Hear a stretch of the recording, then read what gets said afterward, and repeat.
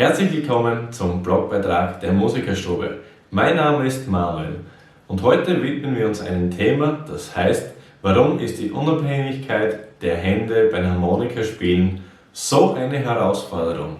Weil wir die Melodie und die Begleitung auf einem Instrument spielen müssen. In einer Band zum Beispiel übernehmen das ganz einfach andere Instrumente bzw. andere Musikkollegen. Doch welchen Part jetzt die linke Seite und die rechte Seite hat, das erkläre ich dir in einem anderen Video. Stell dir jetzt einmal vor, du zeichnest mit der linken Hand ein Quadrat und mit der rechten Hand einen Kreis. Probier das mal aus, das ist wirklich auch eine sehr effektive Übung. Doch ich zeige dir jetzt eine Koordinationsübung. So, nun kommen wir zur Übung Nummer 1. Hier überlegst du dir eine ganz einfache Melodie. Ich habe mir diese überlegt, auf Zug wird diese gespielt.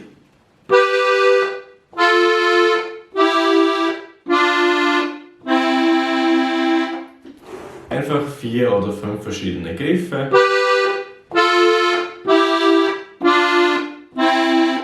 Diese verinnerlichst du wieder, dass du diese automatisiert wiedergeben kannst.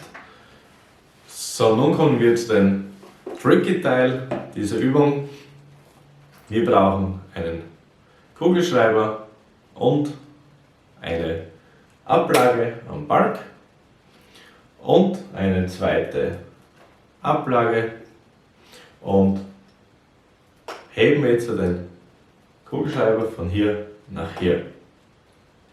Der schwierige Teil ist, dass du nicht ruckartig den Kugelschreiber von A nach B hebst, sondern schön ruhig hinlegen und wieder aufheben. Hinlegen, wieder aufheben. Wenn du jetzt einen Takt hast, schaust du auch, dass du nicht jetzt bei 1 zum Beispiel aufhebst und bei 4 immer niederlegst. Bei 1 wieder aufhebst und bei 4 wieder niederlegst. Mach das wirklich verschieden, das kann bei 1 und sein oder es kann auch aus dem Takt sein. Einfach die Unabhängigkeit üben. Der Nachteil dieser Übung ist einfach, dass du diese nicht lange spielen kannst, weil du lässt jetzt die Harmonika hängen und irgendwann wird der Ton weg sein. Aber du schaffst es sicher 3-4 Mal hin und her heben. Mach das wirklich ruhig, setz dich auf oder du stehst bei dieser Übung, du kannst auch eine Erhöhung vor dir auswählen. Das wäre natürlich ein kürzerer Weg und wirklich nicht ruckartig immer und nicht immer im Takt heben. Gut, wir beginnen mit der Übung.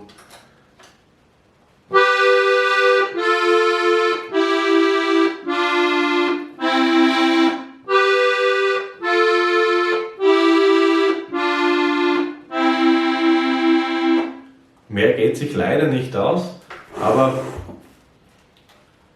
das ist Sinn und Zweck der Übung, dass du das wirklich schön und richtig ausführst.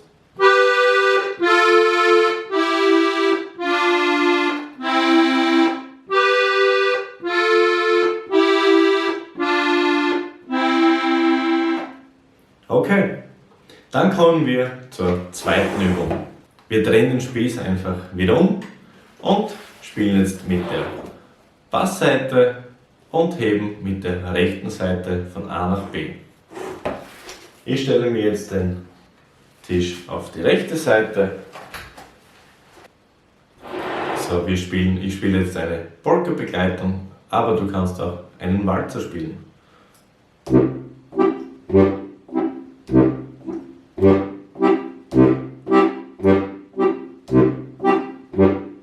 Du kannst auch dabei auslassen.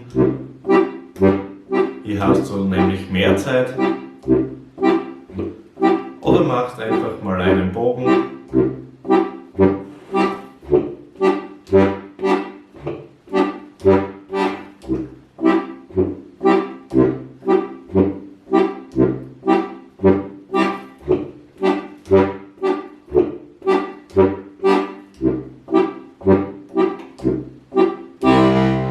Genau. So funktioniert diese Übung. Du kannst auch mit der linken Seite einen Bogen machen, aber wichtig ist, dass du keine eckigen Bewegungen machst, sondern wirklich eine Runde. Ich hoffe, dir hat diese Übung gefallen und wir sehen uns im nächsten Video. Ciao Baba, bis zum nächsten Mal.